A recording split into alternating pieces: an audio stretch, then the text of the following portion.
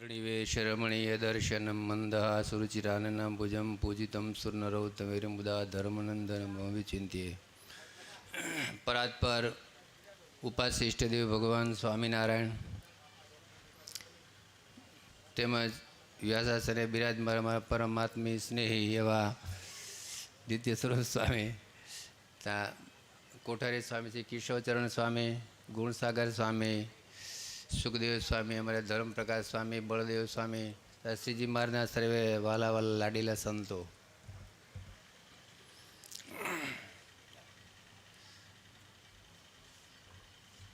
ખરેખર સ્વામી વિશે શું મારે કહેવાનું. આ સ્વામીની 50મી પુણ્યતિથિ નિમિત્તે આ અજોડ અદ્ભુત અને અદ્વિતીય દિવ્ય મહોત્સવ આપણે સૌ કોઈ માણી રહ્યા છીએ. પણ આ મંદિરનું, જેમ નિત્ય સ્વરૂપ સ્વામીએ કીધું, મંદિરનો સંકલ્પ અનંતકોટી બ્રહ્માંડાધિપતિ ભગવાન સ્વામિનારાયણને દાજીભાઈ શિવાભાઈ પાસે કરાવેલો, દર્શન આપ્યા.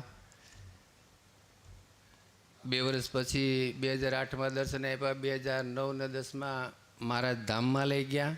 અમીન પરિવાર એમના પુત્રોને ભેગા કર્યા અને કે હવે બધા સુંદર મજાનું નવ્ય ભવ્ય મંદિરનું નિર્માણ કરજો, સુંદર મજાની મૂર્તિઓ પધરાવજો મંદિરમાં, અને ધામધૂમથી સુંદર મજાનો પ્રતિષ્ઠાનો ઉત્સવ કરીને વડતાલ લક્ષ્મણદેવના મંદિર સમર્પિત કરી દેજો.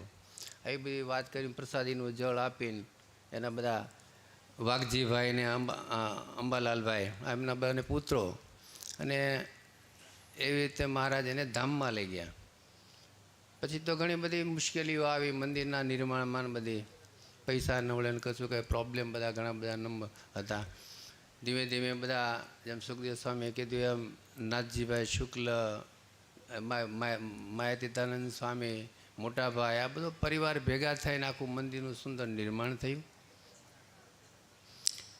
સ્વામી એક એવું અદ્ભુત, અજોડ, અદ્વિતીય એક વ્યક્તિત્વ હતું, પૂર્ણ વ્યક્તિત્વ, જેમાં કોઈ કશી સંત ગુણે કોઈ ખામી નહીં એવી એમ. પણ આમ સ્વામીના જીવનકર્મમાં જોતાં આપણને એક દ્રષ્ટિમાન થાય કે સ્વામી એક નિષ્કામ પરાપ્રેમ લક્ષણા ભક્તિથી એવા તરબોળ હતા.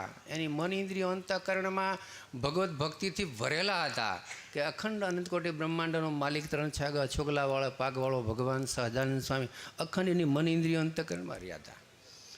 અશક્ય અસાધ્ય એવા કોઈ પણ પ્રોબ્લેમ હરિભક્તો સત્સંગીઓ સ્વામી પાસે વાત કરે, રિક્વેસ્ટ કરે, તરત જ સ્વામી મહારાજને સંભાળીને કે જા, આમ થઈ જાય. આમ શારીરિક, માનસિક, આધ્યાત્મિક, વ્યવહારિક, સામાજિક, સાંસારિક કોઈ પણ સ્વામી એ પ્રશ્ન બધા સોલ્વ થયા. હવે એક ભગવાનને અખંડ ધારેલા સંત હતા. આમ જોઈએ તો સ્વામીના જીવનની અંદર એક એવી અદ્ભુત અજોડ એવી ભગવાનની શક્તિ હતી. તમે અહીંયા આ ઓટો છે આપણો જ્ઞાન સ્વામીનો, ત્યાં બેઠકે તમે દર્શન કરવા જાઓ ને તો સ્વામીની મૂર્તિમાંથી, ફોટામાંથી ચમક આવે છે. એવા સર્વોપણ શુદ્ધ ઉપાસના, આજ્ઞા ઉપાસના ને એવા આમ ચમક ને એવી આમ દિવ્ય પ્રેરણા કંઈક સ્વામી કહેતા હોય તમને ડિવાઇન વાઇબ્રેશન થતા હોય લાગે, જેને મહિમાન શ્રદ્ધા છે ને. કંઈક સ્વામી કે ભલેને રખે ને તું શિક્ષા તરી લોભતો નહીં, તું શ્રીજી મહારાજની મૂળભૂત સિદ્ધાંતની આજ્ઞામાં રહેજે, તું ભજન કરજે. આવી બધી પ્રેરણાઓ એ ભગવાનના દિવ્ય સંતો દિવ્યપણે સંકેત આપતા હોય છે. એટલે સ્વામી એક એવા અદ્ભુત એવું સ્વામીનું જીવન હતું. મને અરુણભાઈ લંડનથી, અરુણભાઈ નારાયણભાઈ અમીન, એ અહીંયા હું જ્યારે સેવામાં હતો ત્યારે અવારનવાર બેસવાનું થતું, ત્યારે ઘણા બધા સ્વામીના પ્રસંગો કહેતા. ડૉક્ટર રાવળ સાહેબને, અરુણભાઈના બધા એ કહે સ્વામી એક વખત 4 વાગે મને ઉઠાડ્યો. સ્વામીએ 4 વાગે ઉઠાડે, મને કે અરુણ ઊભો થા. હું તો સ્વામીની વાય ક્યાં ગયા, તો કે અંબાલાલભાઈને ઘેરે ગયા. ખડકીને ખખડાવી, બારણું ખોલે, બધા સૂતા હતા. અંબાલાલભાઈ થોડા બીમાર હતા, ઉપર સૂતેલા, એને નીચે ખુરશી પર બોલાવીને બેહાર્યા. અને સ્વામીએ મહારાજમાં ભક્તિ સ્થિર થાય, જોડા એવી રીતે વાત કરી, થોડો ઉપદેશ આપ્યો. અને સ્વામી કહે કે હવે તમને હમણાં મહારાજ ધામમાં લઈ જશે.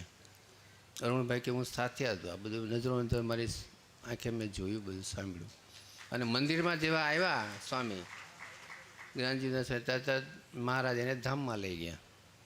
અને આવી રીતે કહેવાનું કે આવા તો અનેકાનેક પ્રસંગો સ્વામીના જીવનમાં છે, પણ ચરિત્રોના અચરજકારી આશ્ચર્યો છે. એ ભગવાનના સંત છે, એની અલૌકિક મસ્તીની મહેફિલ હોય છે, એની અમીરી અને એની કંઈ જુદી જ આખી રીતવાત એવી હોય છે. એટલે સ્વામીના તો કેવા પ્રસંગો છે. હું તો એવું એટલું જ કહું કે દેશ વિદેશના જે હરિભક્તો છો તો એમ બધા સ્વામીને મળેલા છો એ બધા એટલું જ યાદ કરજો કે વિરસદવાળા જ્ઞાન સ્વામી વિરસદ ધામ, તો પણ વચનામૃતના મતે ભગવાન સ્વામિનારાયણનું તમને સ્વરૂપ યાદ આવશે. અનંતકાળે તમારું રૂડું થશે. ખાલી કાંઈ નહીં કર્યું હોય, ભજન નહીં કર્યું હોય, એટલું યાદ આવશે કે વિરસદ ધામ વિરસદવાળા જ્ઞાન સ્વામી. તો એ ભગવી ચૂંદડીને યોગ્ય કરીને તમને ભગવાન સહજાનંદ સ્વામીની છેલ્લી દિવ્ય મૂર્તિનું દર્શન થશે. ધબ્બો મારીને તમને ધામમાં લઈ જશે. આવો ચમત્કાર આ એક સંત સાથે એક જોડાણ છે. ભગવાન કે બે સારા સાધુ, બે સારા હરિભગત સાથે જીવને જોડી દેવો.